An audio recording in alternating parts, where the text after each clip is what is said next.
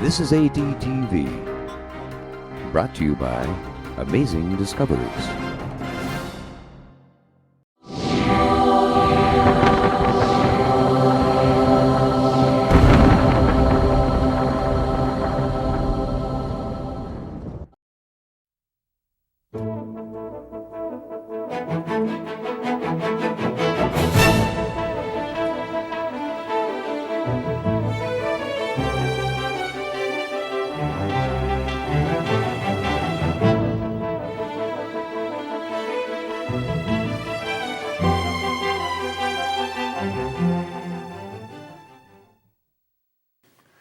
Right, this lecture is called Where Mammals Reigned, because we're going to deal with the creatures that are higher up in the geological column, and we want to find out where they came from. Were they very different to what they are today?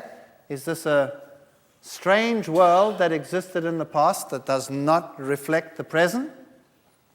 Here we have the geological periods. Remember that after the Cretaceous, which is this marine sediment layer with all the calcium carbonate deposits, we have these upper layers over here, which are known as the Cenozoic. And in these layers, we also have marine organisms and all these strange little creatures that we find lower down, many, many of them.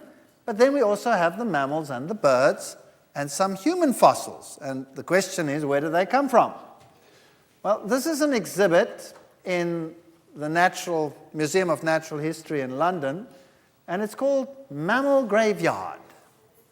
The fossilized remains of an antelope, a gazelle, a horse, and a carnivore are preserved in this slab.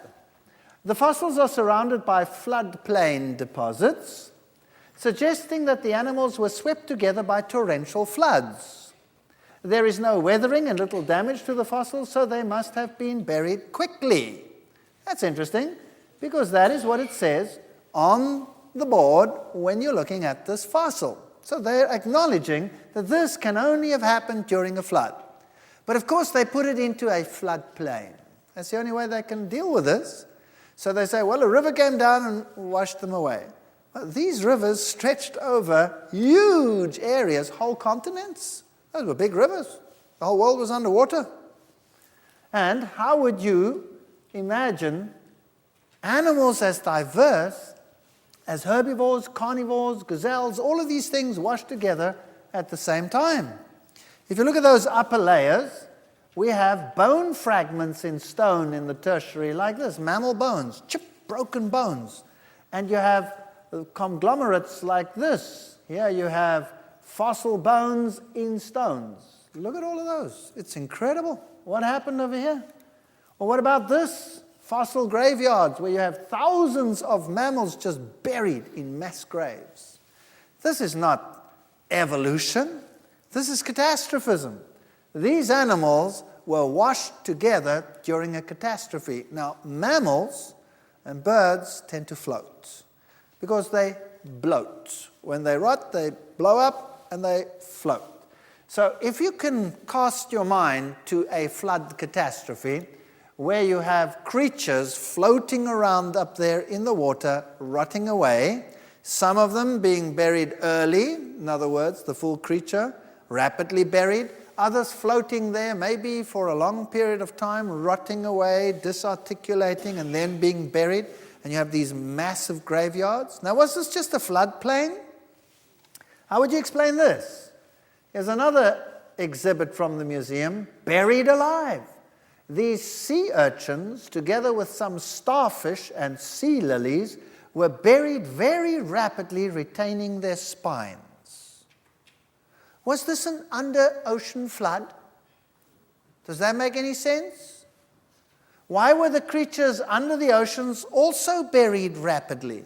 The only solution is that we had a catastrophe with tremendous mud flows flowing underwater, whether on land or under the ocean. This has got nothing to do with a floodplain, because you could not explain that with a floodplain.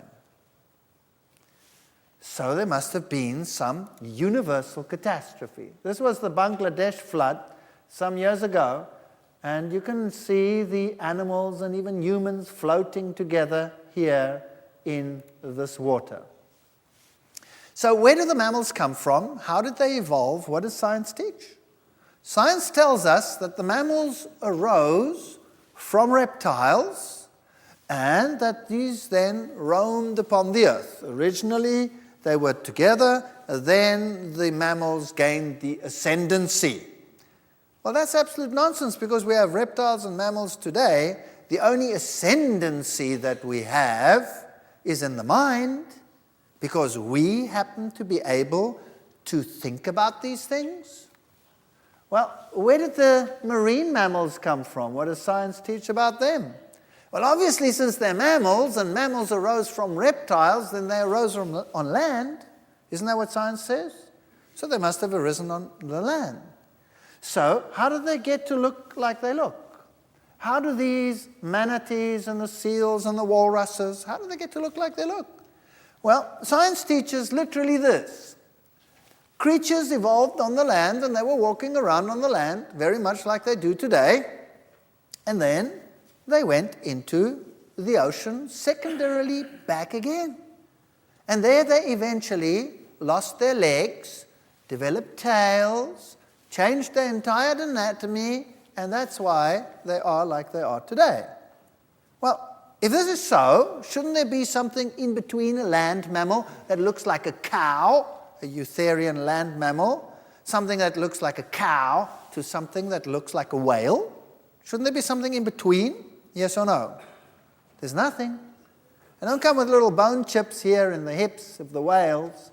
Those are fully functional today, and if you took them away, that creature would have a major problem because there are muscle attachments to it which deal with the rectal area and deal with reproduction and all things like that. It's got nothing to do with the limb. So what happened to these creatures? How did they appear? Well, they appear in the fossil record. Well, that cannot be. Science cannot tolerate that. Surely there must be something that happened. How do these creatures come into existence? You know, there are not only here anatomical problems, there are huge physiological problems. The whole blood parameter, everything has to change in order to deal with staying underwater for very long periods of time, etc., etc. So this is a major, major problem. Did they develop from the land or did they not? Well, we have huge marine mammals like whales, for example, and you can get to be very big when you are living in the water. And what does science teach? Well, here's a typical example. Ancestral links present 60 million years ago. You had a hypothetical mesenchymal skeleton, and then we have, again, nothing to go on except animals that are fully formed, existing, and they take them up and they say, well, Ambulocetus nitans probably walked on land, and they have an example there, or Rhodocetus, and they have one over there, which is much like a seal that lives around today, and then you have the modern toothed whale. But the origin is, what does it say there? Hypothetical, which simply means what? It doesn't exist. That's what it means. Now, what about those that they tried to put on the line? Well, here they have one. Pasicetus, that's the ancestor of the whales and the porpoises. That's one of the modern candidates. Where did they get him from? Well, here's a skull, land mammal, reconstructed from what? From a jaw and skull fragments. It's amazing how you can get the legs and the tail and everything from a jaw fragment. Isn't that incredible? Science is pretty inventive. Well, this creature probably never looked like that and certainly had nothing to do with whales, but there is nothing else, so let's invent this analogy. Or Ambulocetus had hind limbs, was obviously able to walk. You need imaginative reconstruction to even attempt linking with the whales. Here's another funny-looking skull over here, Basilosaurus, a serpentine creature not related to whales, had functional hind limbs, too tiny for walking, probably used for grasping and reproduction. So they have some creatures that existed in the past that don't exist today, but they have nothing linking it to the whales. So this is pure conjecture, major, major problems. Here you have bears that swim, And in The Origin of Species, Darwin speculated that whales had evolved from bears that swim. Yeah, because there is nothing else. There is nothing else. Oh, scientists will tell you we have some evolution of where the opening of the blowhole sits. That's just variation. Just variation. It's got nothing to do with evolution, moving it backwards or forwards. We have people today that look very different, and animals today within the same group that look very different. So there is absolutely nothing. When they appear, they appear. Now, here's a study that was done by Raul Esperante of Geoscience Institute on the whale fossils that we find. And this is the order, the baleen whales, the ones that filter all the material out. And here's the other one, the toothed whales. And they did a study at an area in South America, here along Peru, that is called the Pisco Formation. And it's so-called Miocene-Pliocene. And it's got all these whales. Here is a complete area study of what they found. The black dots are incomplete whales, and the red dots are complete whales. Huge numbers of whales just buried over there. And here's the whale distribution abundance in some of the other areas. Just huge numbers. Now, what happens today when a whale dies? Well, he'll get eaten up in the sea and there'll be nothing left of him. But sometimes whales get stranded. What happens to them? This is what happens to a modern whale carcass. What happens is a whale carcass can sink or float, or it can reach the shoreline. That's the bottom line. Here you have whale skeletons on the coast. What happens to them? Look at the bones lying around. Very soon they are disarticulated, dispersed, and abraded. So you have pieces lying all over today. That's what happens today. That's what you see. Here you have a carcass lying on the sea. Whale carcasses on the seafloor of Santa Catalina Basin. Very soon they become disarticulated. The bones fall apart.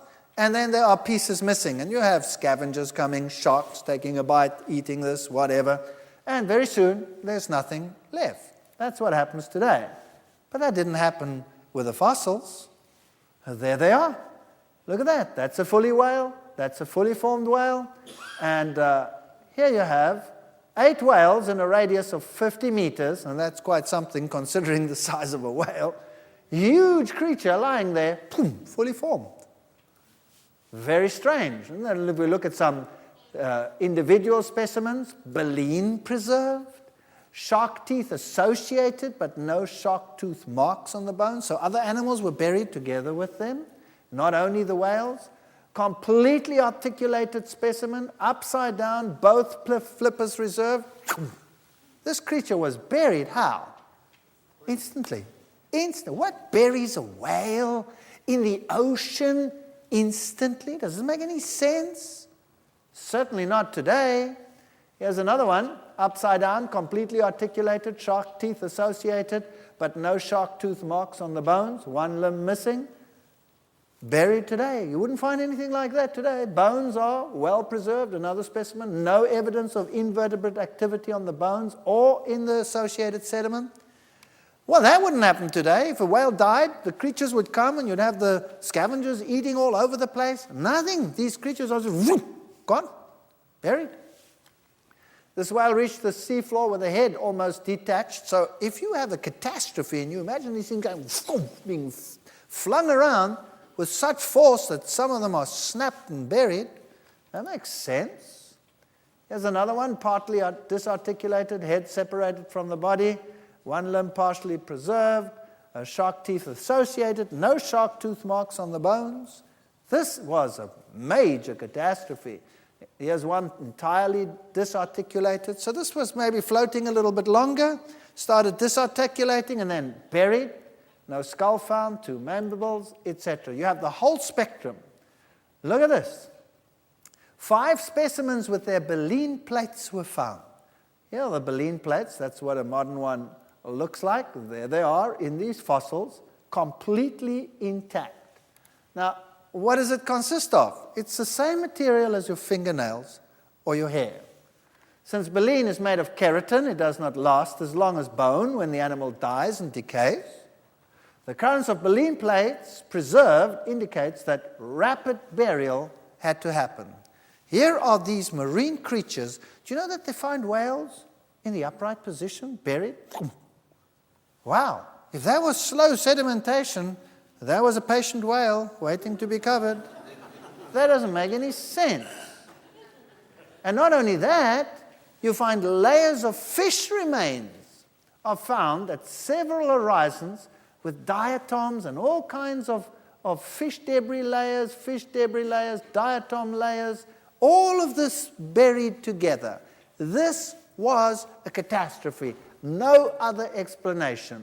Conclusions. The large numbers of individuals with mandibles, vertebrate, articulated indicates that most of the whales reached the seafloor and became buried before this articulation could happen, even before the predators could get at any animal that was floating. This also suggests rapid deposition of the sediments covering the carcass in order to preserve the bone association. It's the only possible solution. So the marine mammals appear suddenly in the fossil record, fully formed, and they're buried like nothing happens today. This is catastrophism. There's no other solution. So now let's think about this. Let's mull these thoughts over. Imagine you have this huge catastrophic flood in which many, many creatures are buried, those that float in the top layers, for example. And then after the flood, the waters cover the earth, and you have all these millions of creatures floating in the water with fish debris. Some areas you have huge forest beds floating in the water, and this has to then be covered up again. What would that do? Those that are buried early are buried intact. Those that start rotting and deteriorating, when they are buried in pieces, disarticulated, and you would find whole beds with rocks in them, with material in them, with fish debris in them, with bones in them. That's exactly what we find, as we saw it over there. Now, this is an interesting fossil. This is Persian ironwood. There's the present day leaf. There's a fossil. And this one occurs in the upper layers in, for example, Europe, where it doesn't grow today because it's too cold. So imagine if this water came up from the bottom of the great deep and it was bursting forth. At what temperature would it come out? Well, subthermal water or subterranean water today is hot water. So it's a thermal spring, if you like. So this water could have been generally warm, and the oceans could have had a relatively high temperature, very humid, very much like, your area. Nice, warm, hot environment after the flood. Here we have mammals. This is a bat. When a bat is found in the fossil record, it's complete. It's a bat. There's nothing leading up to a bat, nothing leading away from the bat. The bat is a bat. Fully formed. The only difference is many of these were much larger than those living today. So imagine a very wet world reestablishing itself after the flood. This here is an area in Scotland, which is a very cold country, where you have this lush growth of plants because the Gulf Stream passes by here. So very warm, and so these plants are enormous. This is a typical tropical area. You can see great plant coverage, warm temperatures, rain, lots of rain, lush growth, lots of food around, and typically the tertiary in the textbooks is displayed like this. Very green, very warm, and all these creatures that walked around, so different apparently from what lives today. Why? Because they were so huge. The giant elephants, mastodons, totally different to what we have today, lived some 65 million years ago, and today they don't exist anymore. Or this creature over here, the giant land-walking sloth, or the giant bison, or the giant saber-toothed tiger, or the giant beaver, or the giant this and the giant that. What have they got in common? They're all giants. That's it. much bigger than today. These are beetles from the Amazon. This is a cold season, and that's a warm season. Massive change in shape and size. Now I want to take you to the Labrie tar pits. Who's been there before? Somebody has been there. Now, I stood there at the Labrie tar pits with my camera, staring down at the tar, waiting for something to happen. And people came to me, and they all came and looked. What is there? There was nothing. So they thought, well, maybe this guy's totally nuts. What was I waiting for? Well, I got it. Can you see it? That's a bubble. I was standing there waiting to photograph a bubble. Only a nut would do that. But I had method in my madness. What was I doing photographing a bubble that came up periodically? And in those days, you didn't have digital cameras. You had to get the picture quick, otherwise it was gone. Like that one I missed. You only have a relic of it. But there I got it. There it was. And coming up today. Now, here is the tar at the bottom. And there's obviously some crack or crevice in the ground, and the tar is being pushed up and ends up at the top. Obviously, this is decaying organic matter down there, and it is under pressure. So that's what pushes this up. The same happens if you strike oil. You're living in an oil-rich area here, Texas, all of these places. And if you strike oil, and you strike a good one, then out it comes at the top. Why? Because it's under pressure. 20,000 pounds per square inch pressure. That's pretty incredible. Now, here at the Labrie, there's a crack in the ground, and I can actually watch the bubble rise. There it comes. How old am I told this oil is? Millions and millions of years old. How old am I told this tar is? Millions and millions and millions of years old. Have you ever had a glass of soda pop and you watched the bubbles rise? Or you left the top off and you come back after an hour and you want to pour yourself one and you go, yeah. Why? What happened? It's flat. That's what we say, it's flat. The bubbles are gone. Where'd they go to? They disappeared into the atmosphere. Now, isn't it incredible that rock is porous, that this oil is buried under porous rock where gas escapes? Isn't it incredible that here you have a crack in the ground? That means you have left the top off the bottle, but the bubbles still come up today. How many millions of years do you think this is old? How long has it been bubbling down there? This is impossible. This cannot be very old. The only reason why it's still bubbling is because it is a huge deposit that still has trapped gases from the decay. So we're talking short chronology here. We're not talking millions of years. The fact that when you strike oil, it shoots out the top means that the cap is pretty well sealed still, but rock is porous. That gas has been escaping all the time. The fact that it's still there, that pressure, tells us not long ago. But that's not my point. Tar and oil is a consequence of the catastrophe. So when the waters covered the earth and the continents were raised up, then this flooded down and all this was reburied. You would also have this huge algal bloom that was then buried, and you'd have these masses of organic material buried under these layers with all these bone chips in them now. And that's the oil and the tar that we find today. That's all it is, organic matter rapidly buried. And tar and oil is therefore a post-catastrophe phenomenon. Now these creatures come and they think this is a pond or whatever, and they walk in, but because it's tar, you can't get your leg out anymore. So as you pull the one leg out, what happens to the other leg? It goes deeper in. And so you try the other way, and so you just disappear, and down you go. And as these animals realize that they can't get away, they screech in terror, and what does that attract?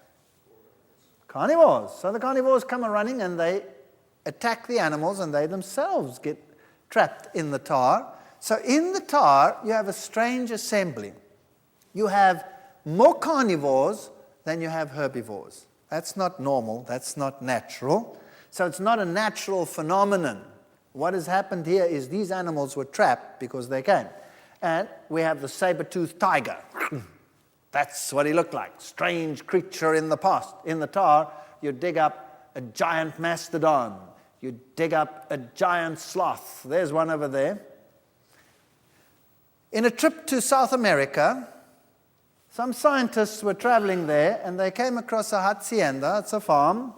And there was the skin displayed at the entrance. The farmer had put a skin up. And they wondered, what the heck is that? They'd never seen anything like it. So they went and asked, what is that? And he said, come, I'll show you. So he took them to a cave, and there were bodies of these creatures lying there with the skins still intact. Do you know that in Australia, there are certain cave areas where the oxygen levels are slightly different than outside, and there you find giant kangaroos lying over there, supposedly millions of years old, with their skins still intact? Do you believe that? Well, it's a fact, but certainly you would have to modify the millions of years. So some people believe that maybe these creatures are still alive today in the jungles, and some have even ventured to try and find them. Of course, they would probably be smaller than what they were then. Giant bisons, much larger than the present bison, but then it's just a bison. That's all it is. So in Labrie, you dig down into the tar by boarding it up and taking the tar out, and then you find these creatures in there. And then you find a saber-toothed tiger. Do you only find a saber-tooth? No. You find a normal tooth and a smaller tooth. In fact, you find a whole range. This is an extreme of the range.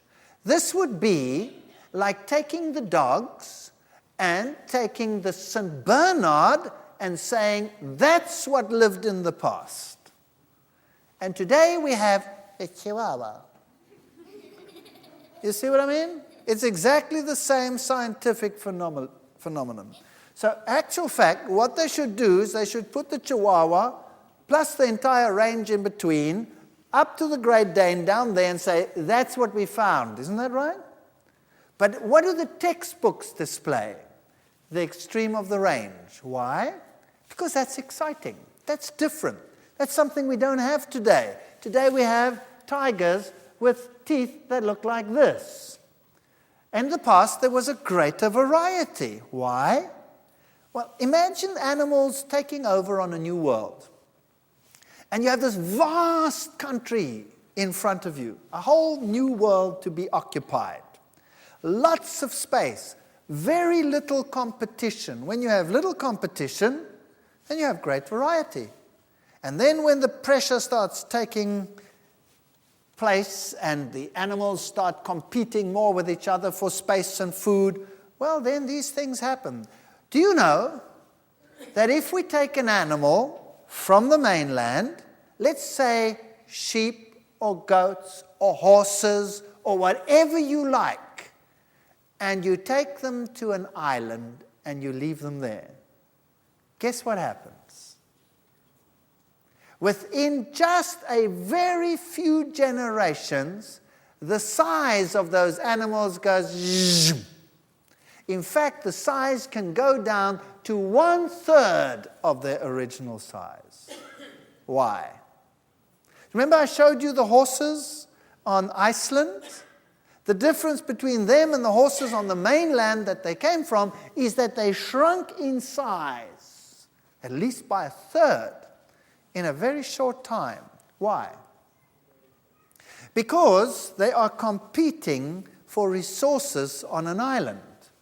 And when you compete for resources on an island, eventually you run out of space. That's what happens.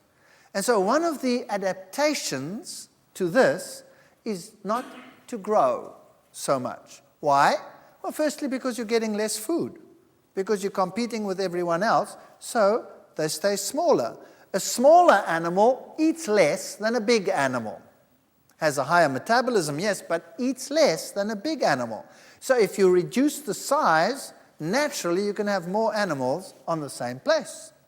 So very quickly, just the environment changes the size. Has that got anything to do with evolution? No. Japanese before the war. What did they look like? How did the cartoons depict the Japanese before the war? They used to have the Americans standing over there, yay high, something like Malenko over there, big guy. And then they'd have the Japanese standing on a huge box just to get to the same level. Isn't that right? Because they were tiny. Why? Because their diet was totally different to what it is today. Today, their diet is far more varied. They have far more varieties of protein sources in their diets. And what do the Japanese look like today? Totally different. Some Japanese are pretty... Have you watched Japanese basketball players? Have you seen them? Some of them are pretty big, right? And you say, wow, what happened to them? Did they suddenly evolve into supergiants? No. Their lifestyle has changed.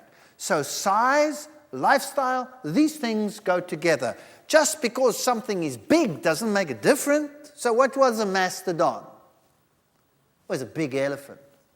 What was a giant bison? It was a big bison.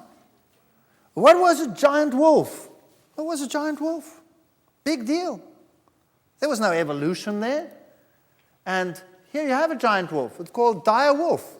Different animals? No. Exactly the same as a modern wolf. The only difference was bigger. So we have to make it something marvelous and different? No. So the environment was obviously warmer, better adapted for rapid growth and all of these features, and that's what they look like. And then something happened. An ice age came along. And the world today is very different to what it was then. And where did all this ice come from? And how long has it been around? And what does science teach on the issue? Well, it teaches that there were a number of ice ages, 3 ice ages at least, and they conjecture this from looking at scrapes in the rocks. Do you remember a video I showed you yesterday of these huge boulders being rolled in a flood? Do you remember that? What did you see in the rocks at the bottom? Huge scrapes. So water can do that too. So the only evidence of ice is what is now in the South Pole and in the North Pole. That's it. So the question is, where did all this ice come from? And they will tell you that there is evidence for ice having been around for many, many years. 100,000 years at least. Where do they get the evidence from? Well, they drill down through the ice cores, right? And they come up with this. Here's an ice core that they've drilled in Greenland. And they say, well, okay, look at this ice. You can see that there are different colors. There's a color, there's another ring, another ring, another ring, another ring, another ring, another ring, another ring, another ring, and another ring, and another one. And you count them all up, and you make a deduction. You say each ring represents 1 year. And if I count 100,000 years, then this ice has been around there for 100,000 seasons. Logical, right or wrong? Perfectly logical. And we're supposed to believe that this is what happened. And we know how it is being compacted today. Well, during the war, some aeroplanes used to fly across that area, and that's about 50 years ago. Some old aircraft. And some of them happened to crash in Greenland. And there they were in this vast ice desert, and nobody ever bothered.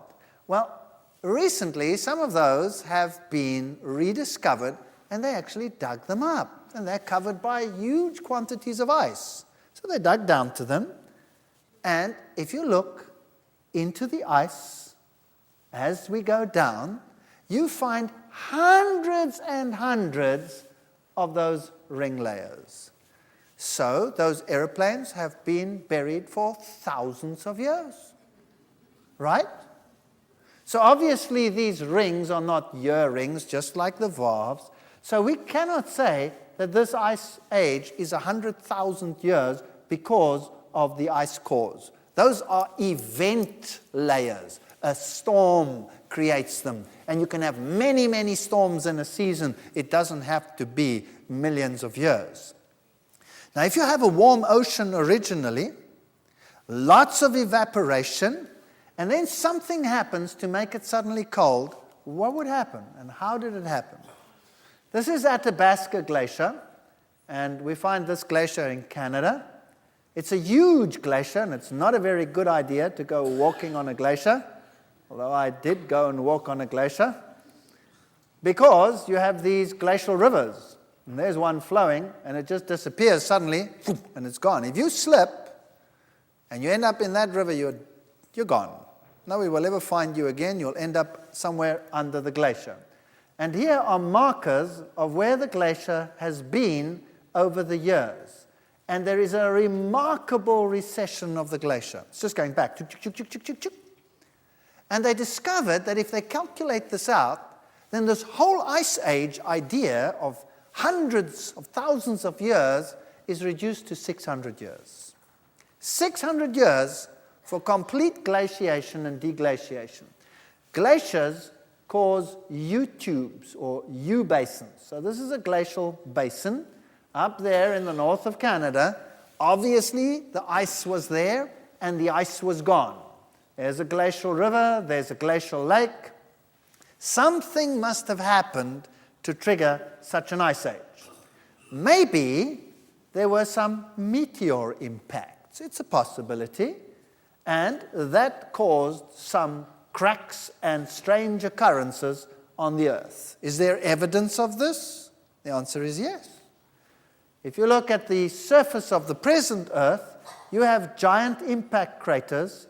For example, here, the Great Arizona Crater. You have huge craters in Siberia. You have enormous craters all along and meteor impact sites in Africa. And the Earth must have been bombarded. But you don't find meteors in any of the rest of the geological column. So it doesn't seem as if this existed before. It's all on top. And if you look at these craters and where they occurred, this must have really caused some catastrophe on the Earth, and maybe this was the cause of the great volcanic eruptions that must have existed in the past. One little mountain, Mount St. Helens, put so much dust into the atmosphere that the world temperature average dropped by 1 degree centigrade because it shielded the sun. Krakatoa was 4 times as strong, 4 times as big as Mount St. Helens, and Krakatoa dropped the world average temperature by 4 degrees centigrade. One volcano. What do you think 80,000 volcanoes going off at the same time would do? Can you imagine it? Can we even imagine it? If you go to Washington State, you have all this lava lying on top, huge districts of lava. You have these great volcanic dikes. Everything's on the top. And there they are, volcanic dikes, great volcanic activity. There was the explosion of one volcano, Mount St. Helens, 500 Hiroshima atomic bombs going off at the same time. And that was a Mickey Mouse volcano, tiny compared to the others. Now, here is the Great Ring of Fire, where you have all this great volcanic activity. Then you have the mid-oceanic ridge in the Atlantic, which ends up in Iceland. Huge quantities of dust being blown into the air. What would that do in terms of the temperature?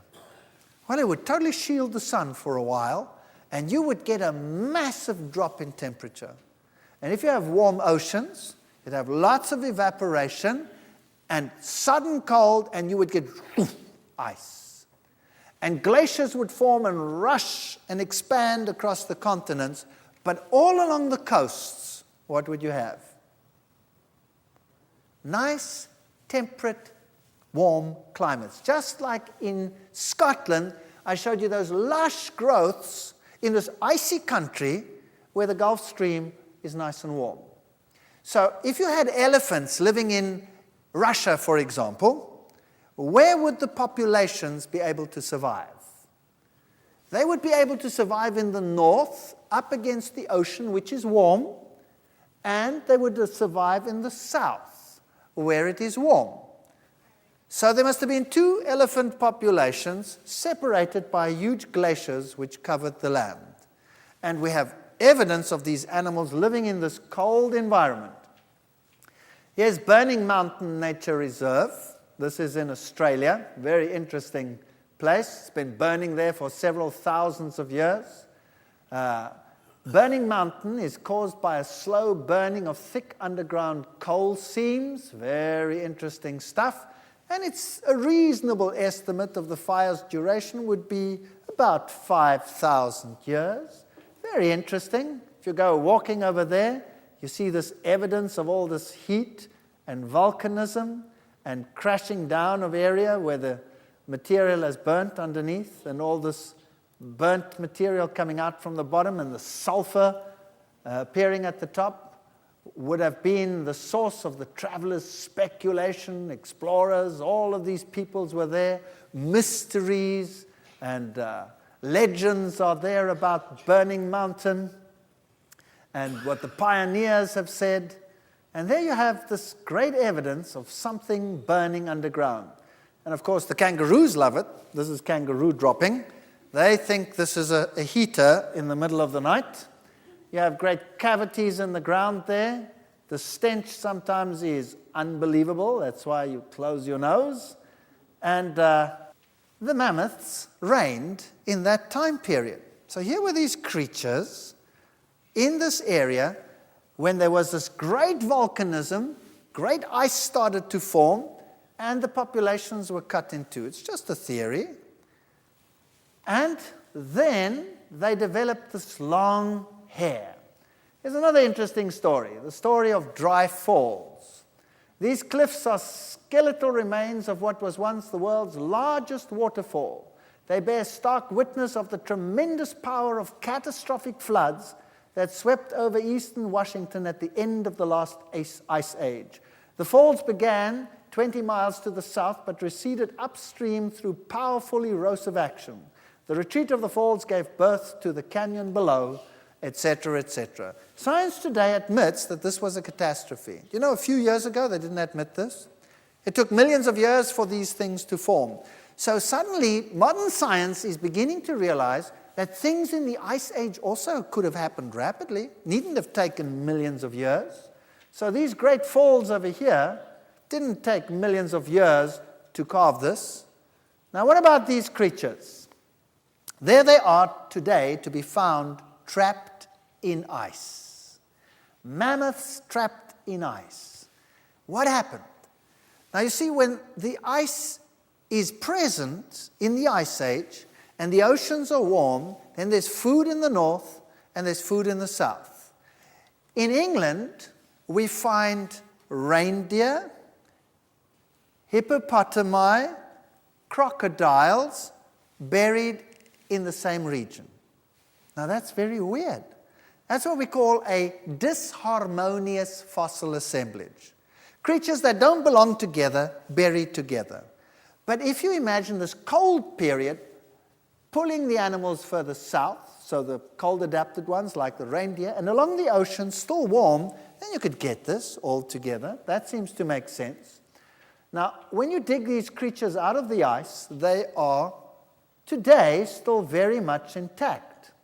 And you can dig them out, and some of the meat is still edible, like this creature over there. Totally edible. So when did they live? If the meat is still edible, how old are they? Millions of years? How long can you keep your meat in a freezer? They say a year, then you should throw it out. Well, dogs can eat this stuff still. So how long have the mammals been around? How long have these mastodons been around? We will talk about that in the next session. We were talking about these mammals, these giant mastodons that lived supposedly millions of years ago. And there they are, trapped in the ice in the north in Siberia. Now imagine this scenario.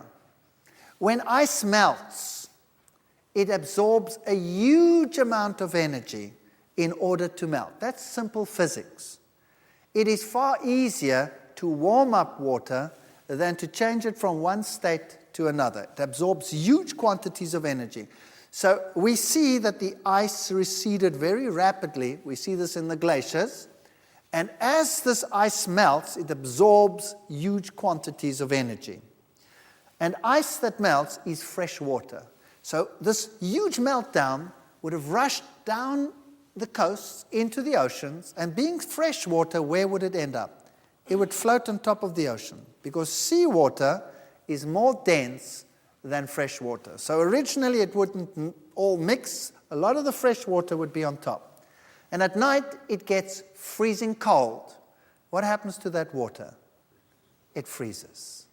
And so during the melt phase, suddenly there was a giant freeze, and everything froze up. And the oceans that were the source of life up there in the north, and that gave this lush vegetation all along the coastlines, suddenly froze up.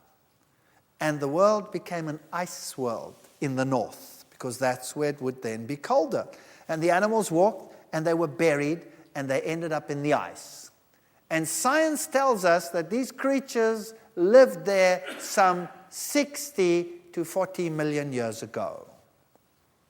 But then they had a problem, because with the evolution of man, they put the evolution of man at about 3 million years, 3.5 million years, with modern man being around some 1.5 million years. And unfortunately, they found spear heads in the mastodons. Oops, big problem. What do? Well, you could either take man back to 65 million years, 40 million years ago, or you would have to do what? You'd have to bring the mastodon forward 65, 40 million years ago. Which one of those two you think they opted for? Obviously bringing the mastodon forward. Why? Because obviously we're the greatest thing on the planet, right?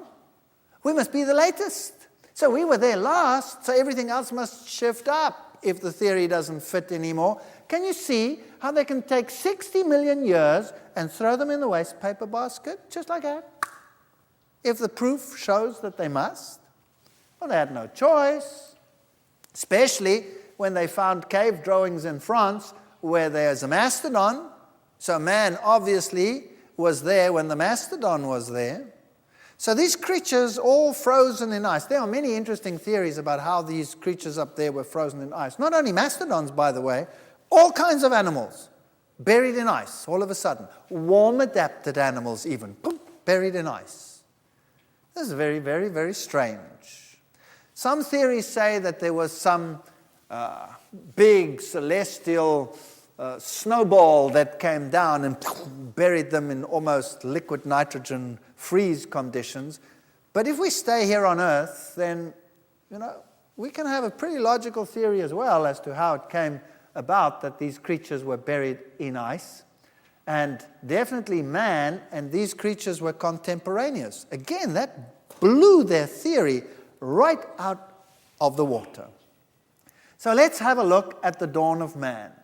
One thing is for sure, we don't have the propensity of fossils for man that we would expect. Why not? Well, think about this. Man is a very gregarious creature, and he tends to gather in societies. Isn't that correct? Today we live in cities. Where do we find the largest population? In the cities. That's where you would find most of mankind, in the cities. Now, God, according to the Bible, destroyed man off the face of the earth, and he destroyed the whole of the creation as well of the then time world.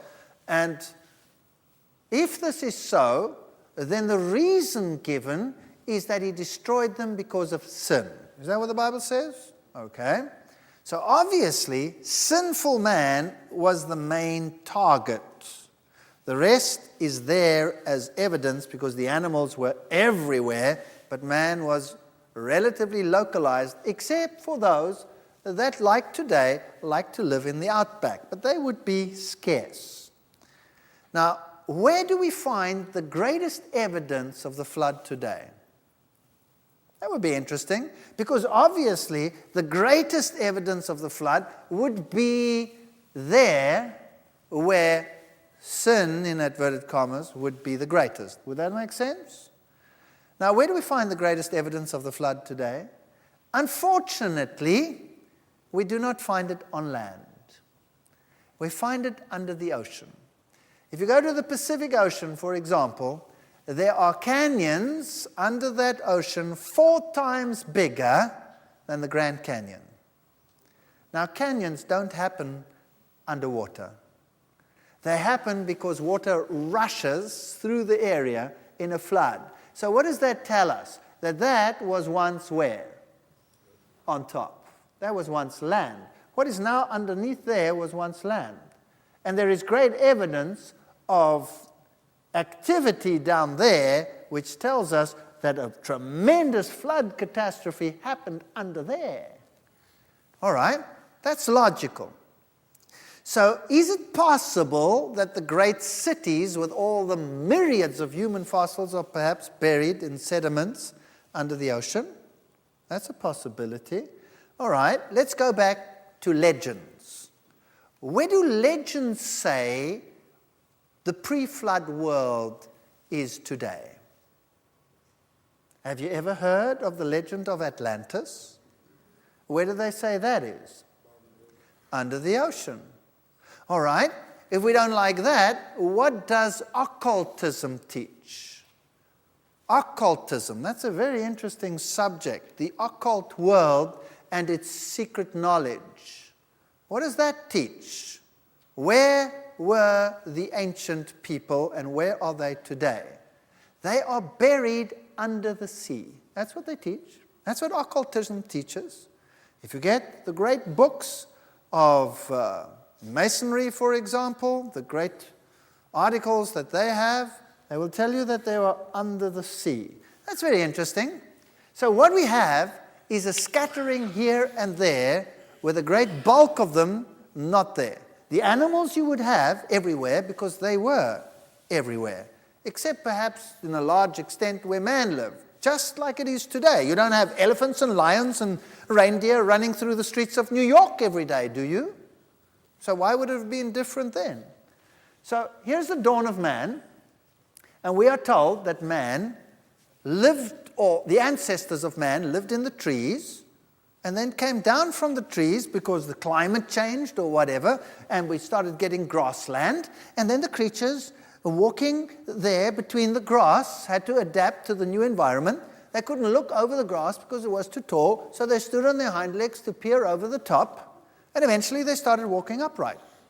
Now, firstly, that's not even scientific. That's total rubbish, because that would be what we call Lamarckism. That means an animal starts doing what it does because it wants to achieve a certain state. We'll talk about Lamarckism and Darwinism in another lecture. It's not scientific, but nevertheless, that's apparently what happened. And modern humans look like this, and there was some transition from the state of walking on all fours up to the upright gait. And the world would like us to constantly be reminded where we come from. So, How Man Began was a Time magazine article not too long ago, and they show a man over here, and notice again the scratches and the blood. Why? Because it shows his primitive nature, his vicious, primitive, diabolical past. That's what it shows.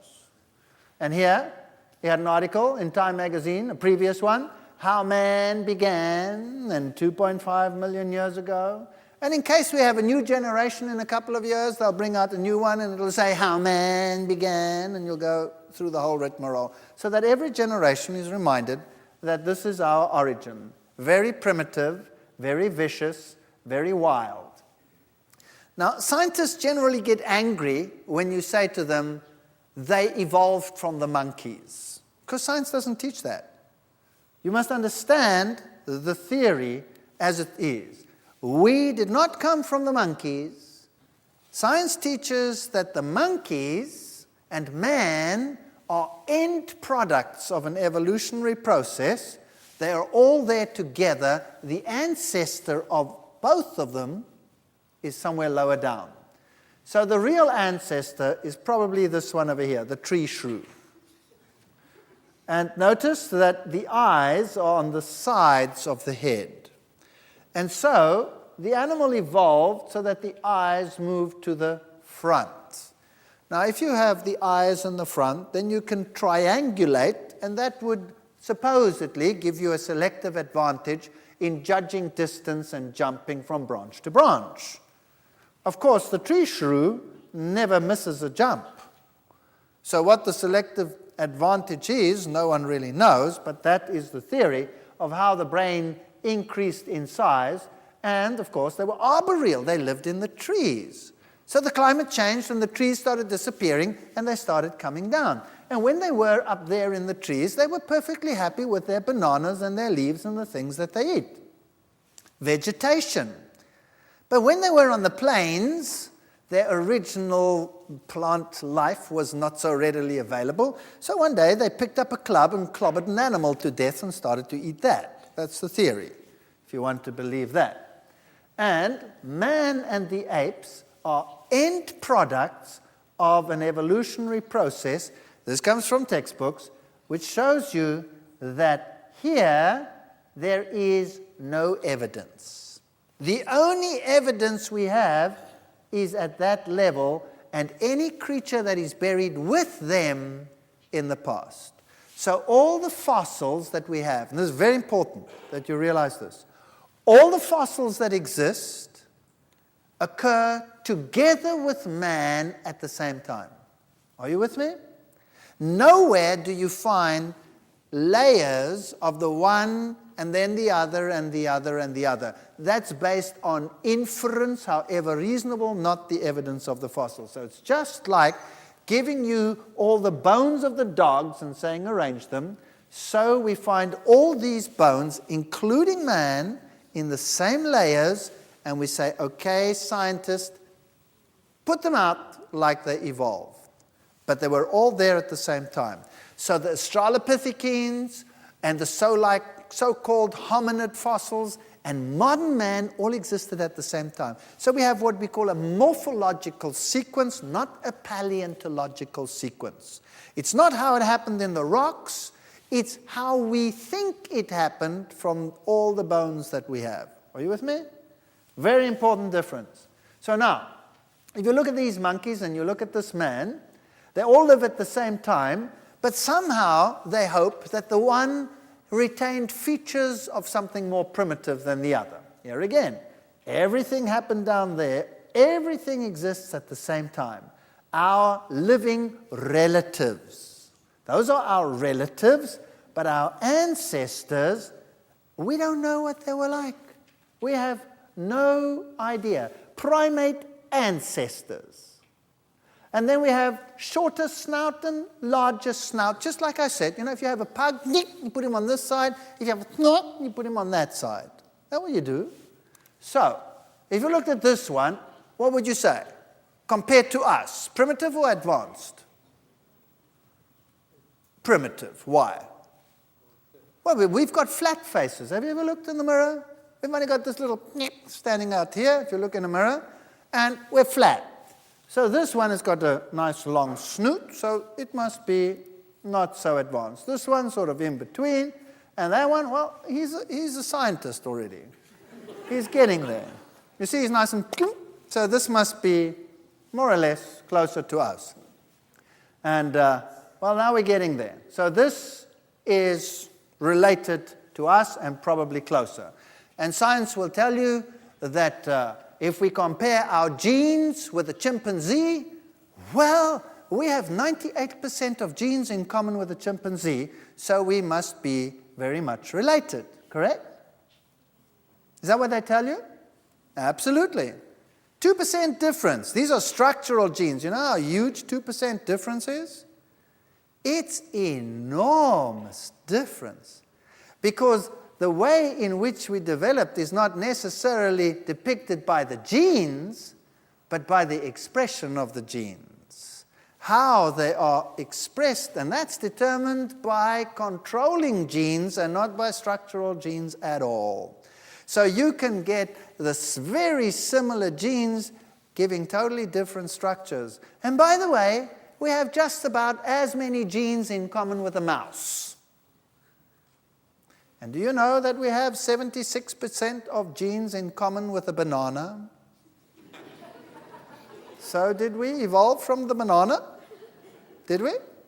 You see, don't be impressed by figures like 98%. It means absolutely nothing. It's actually scientific skullduggery. It is dishonest to say that in the least. But when it comes to these things and you go to the museum, you see the ape-like ancestors, so-called, sitting there around the campfire with their sticks that they started picking up to club this animal to death so that they had something to eat. Is that right? That's what we are shown. But remember that all of these existed at the same time as modern man. So this is purely morphological. They find bones and they say, okay, this bone, well, he probably represents a more primitive line, just like they take the modern animals and say, well, that one's obviously more primitive than that one, purely on looks. And in the case of your own Nebraska man, they had him with sticks and hunting and fireplace and, you know, the whole shooting match based on one tooth that they had found, which happened to turn out to be a pig's tooth. So this really is scientific inventiveness at its best.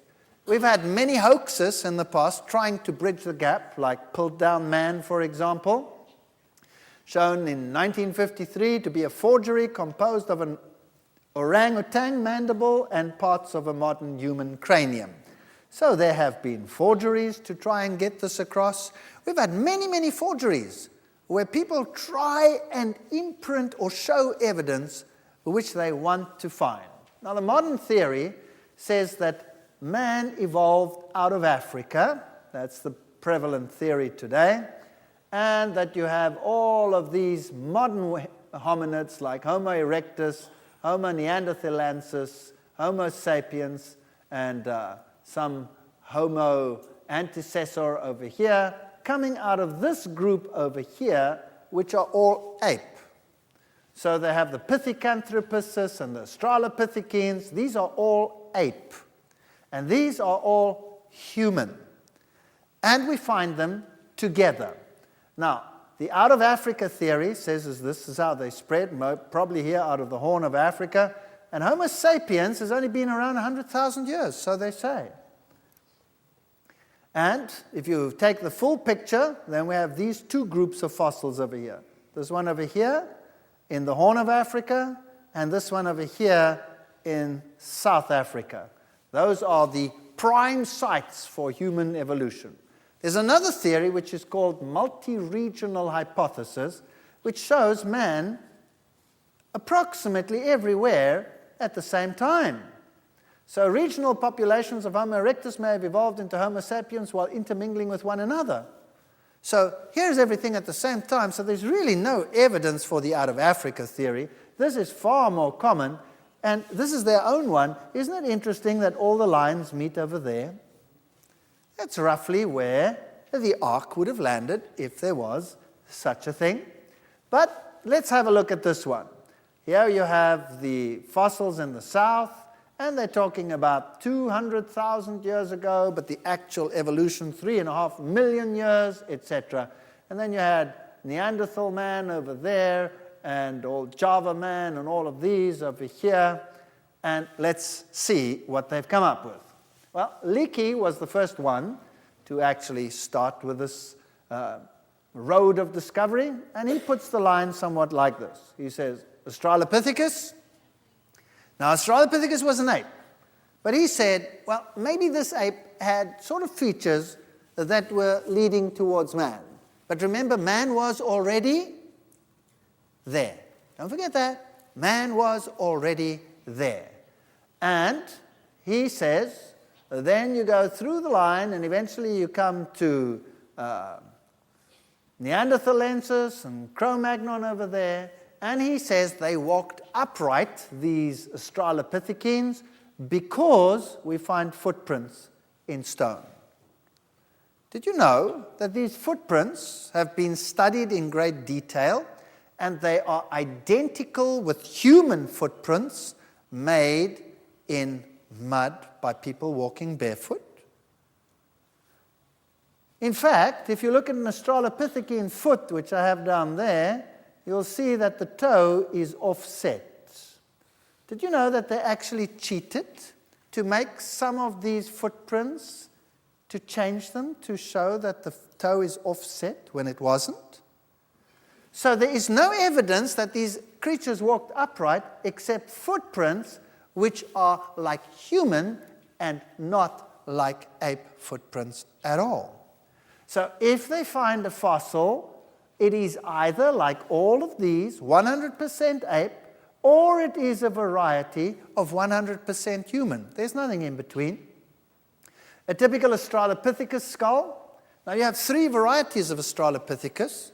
Australopithecus afarensis, Australopithecus robustus, Australopithecus africanus, which says basically an ape from Africa, an ape from afar, and a robust one.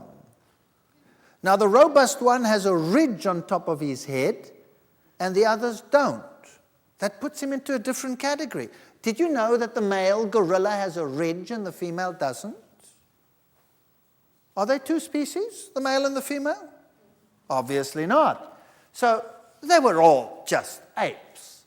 And if we look at the way in which the skull is put together, has there ever been anything so completely found that they could put it together? No, it's always pieced together, like this one over here. This is the famous skull 1470, also pieced together with pieces missing, but no full skeleton to go with it. So you can't tell whether it walked upright or whether it didn't. You only know that this is 100% ape as far as the skull goes, and the rest is pure conjecture. This is Johansen. He's the one who found the famous Lucy. And he says, well, she is the prime candidate. Lucy was tiny, and there are scientists today in the literature which say Lucy was nothing other than a pygmy chimp, because she was 100% ape. But how do they depict Lucy in the museums? This is the Museum of Natural History in London. Notice the footprints again. Lucy walking there with a child on her. Is Lucy more closely related to humans than other Australopithecines? Notice it's just an ape. This question is still, what does it say there? Today in the museum, where the greatest paleontological scientists in the world today reside. This question is what? Still unanswered. Partly because each kind of Australopithecine has unique features that could link it with human beings. Of course, they were contemporaneous with human beings. Human beings were already there, so this is no evidence of evolution. These were just apes. Did they walk upright? No evidence whatsoever. Oh no, but they show them gathering sticks and making things and doing all of this from what? That skeleton? That's what they've got. Now the head is 100% ape. The arm to leg ratio, they say, is midway between a human and an ape. You see, apes have a leg to arm ratio of about 1:1. That means the leg is as long as the arm. And humans have a leg to arm ratio of 1 to 0.75. So the arm is only 3/4 as long as the leg. Now that is the average ratio. Now Johansen worked this out and said the ratio here is 1 to 0.87. That's sort of halfway between apes and man. Hello? There are pieces missing there, pieces missing there, pieces missing there, pieces missing there, all over the place. How does he work that out? How does he work that out? But he says that's not the only evidence, so let's forget it. By the way, Johansson is has a big problem, especially with me. Have you seen my arm? It's very, very long. So I must be some intermediate hominid. Some people just have long arms. I can't help it. But it's good to keep trouble at arm's length. Now, he also says this hip over here tells us that she walked upright. Unfortunately, not with that one, because with this one, she actually walked like an ape. But he says this hip must be twisted. And if we twist it a little bit, then she could walk upright. Not with this one, but if we twist it, we could. And he says it must be a twisted hip. But of course, there is no other hip to compare it with. Can you see? So all we have is a hip that makes her walk like an ape. Now, why does he say it's twisted? Well, because of the knee. The knee, you see, is more like a human knee. That's the only piece of the fossil that is like a human. But do they tell you in the textbooks that they never found the knee with Lucy? That they found it in totally different deposits? That it doesn't even belong to this fossil? No. They just added it for convenience. Now remember, man and apes were contemporaneous, yes or no? So what's the big deal with finding a human knee? Because in this area, we find humans and Australopithecines together. In Olduvai Gorge, you find evidence of human activity as well as these creatures. So what happened over here? Let's go to Sterkfontein to see if we can find some solution. Sterkfontein is the group of caves in South Africa, in the Witwatersrand, and there these caves are. And there you find some interesting fossils. This is Robert Broom. He was actually one of the first biologists of the university where I did my undergraduate studies, Stellenbosch University. Very famous man. There he is with Jan Smuts. Great interest these gentlemen had in the origin of humans. And he found the famous Mispless fossil. All right, here are these caves. You go down into them. You have these beautiful stalactites and stalagmites, and there you have these fossil bone chips. This was our trained guide, and he is supposed to explain all these things as to what happened here in the past and all these things and how this evolution took place. And I took this man aside and I said to him, "Excuse me," I actually took him on tape, but it's Afrikaans, so it won't help if you won't understand him. I said, "Do you believe that you come from all of these?" He says, "No, not me." Great. And here, my friend is pointing out some of these bone chips. And if you want to know what my wife looks like, that's her. I see her once a year on this picture. And here you have some bone chips over here. You would imagine that maybe, these are buried in these layers down here, showing great time in the past. No, not so at all. You have this huge slide coming down, and let's see what they say. South African cave deposits contain bones of animals collected by many different agents. Some bones are, what does it say? Washed in from the surface.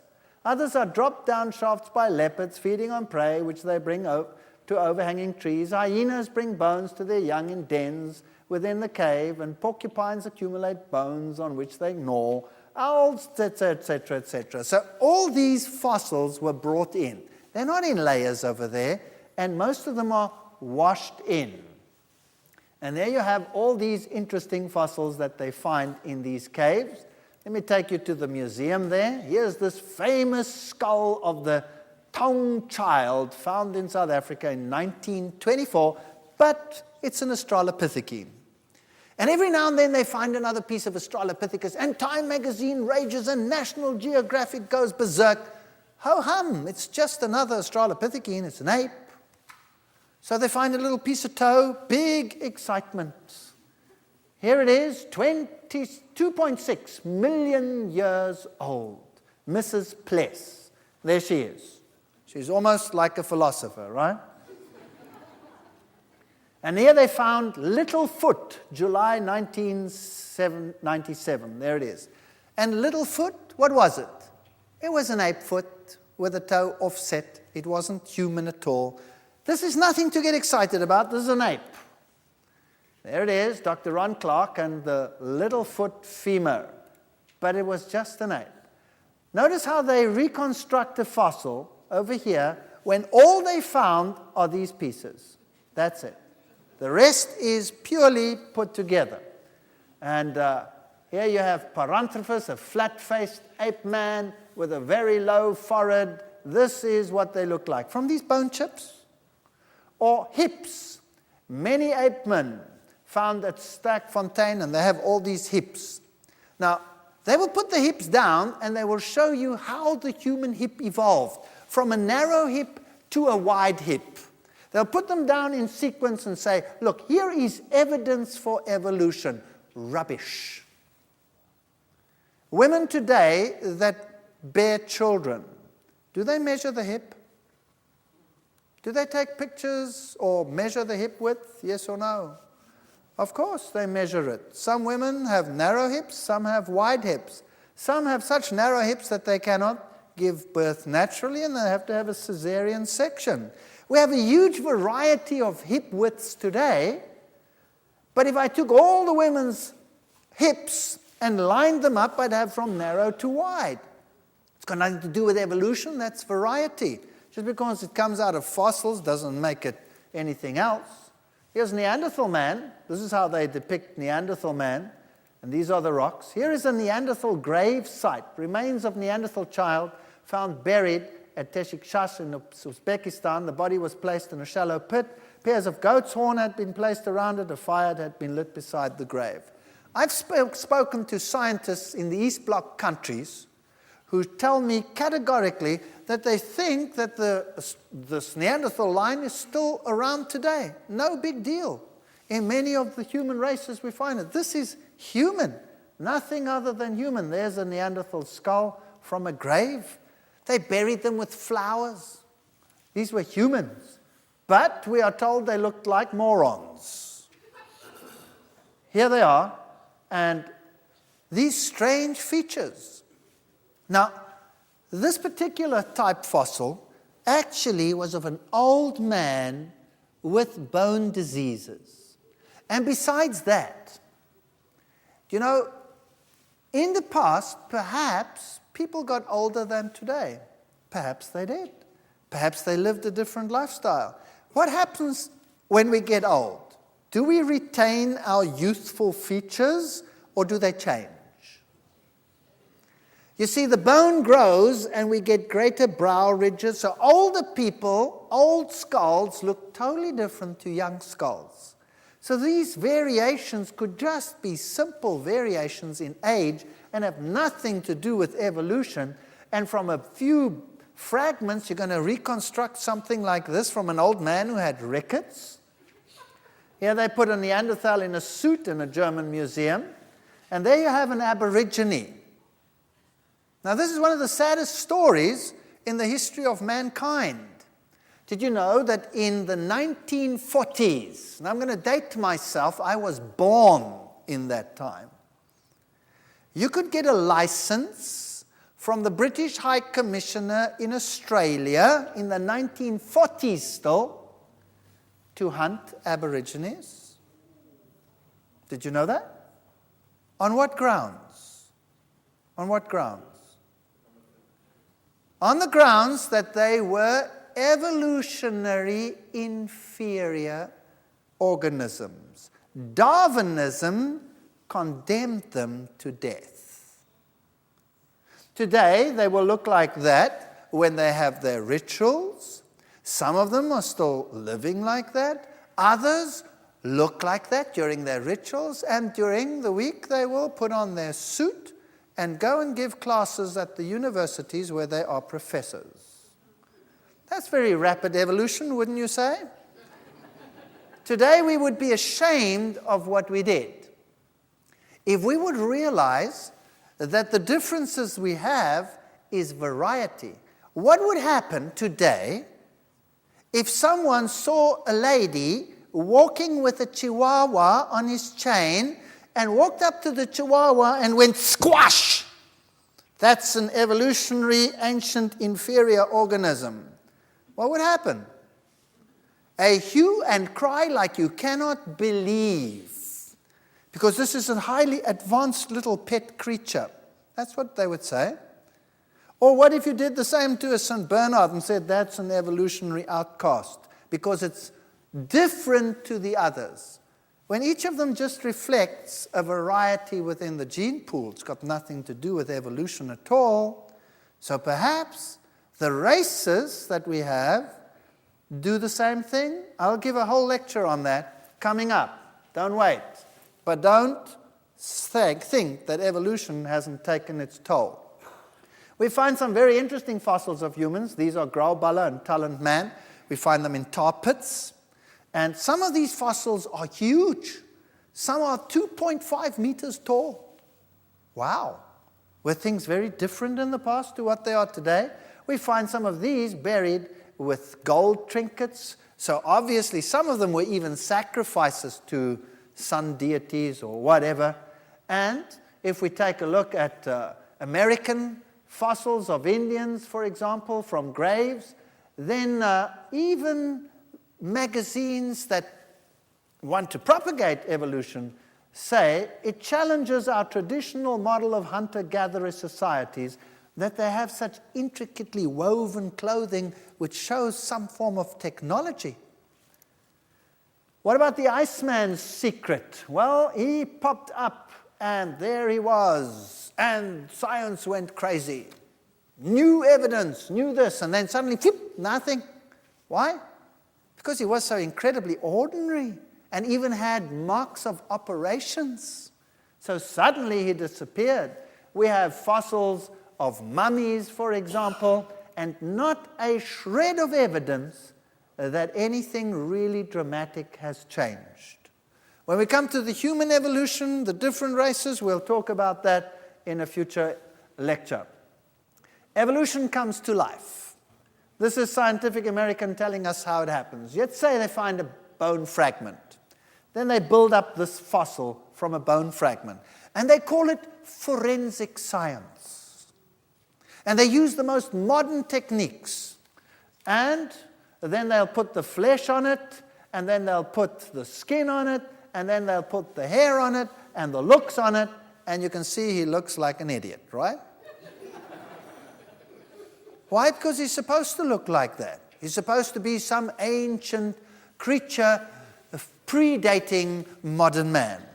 Now, forensic science is a perfect science and an exact science. But you have the whole skull, and you reconstruct on the whole skull. You don't have a tooth, and then reconstruct the skull on the tooth and say, okay, this is what this beautiful woman looked like. Yes or no? Does it make any sense? No. Yeah, they have a bone chip, and they reconstruct it to look like that. Did they know he had long hair from a bone chip? Of course not. But this is the primitive notion. This is what we are led to believe. On what evidence? None. Absolutely none. And these are the pictures which we are shown. So this would be Adam and Eve. This is what they would look like. Well, this is interesting. There's Eve, as science says she looked like. Genesis 1 verse 27, so God created man in his own image, in the image of God created him, male and female created he them. I ask the young people, help me out here, I'm an old geezer, just help me out. Which are the coolest women in the world today? And they said, Mariah Carey, Beyonce, and Avril Lavigne. I said, okay, there they are. I put them on the screen for you. Each of them, and they represent different races as well. And I must admit, pretty nice looking women. Pretty nice looking women. So now, Genesis 1:27, so God created man in his own image. In the image of God created he him, male and female created he them. Fascinating story. Fascinating story. Did Eve look like that? Or does this reflect a little bit of what Eve might have looked like? What do you think? The choice really is yours. Either we have a noble origin, or we come from the slime pit all the way through to modern man. That's the choice we have. Either we are sons of the Most High and daughters of the Most High, or Eve looked like that. I'll tell you something, if that was Eve, I would still be running. And there would be no prosperity, no posterity either. There would be no offspring because I would never get near to Eve, that's for sure.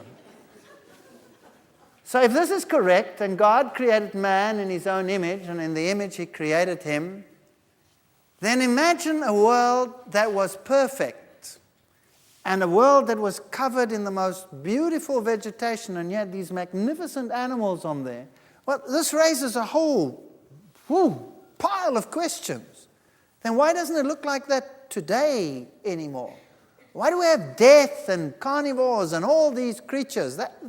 That's a difficult question to answer.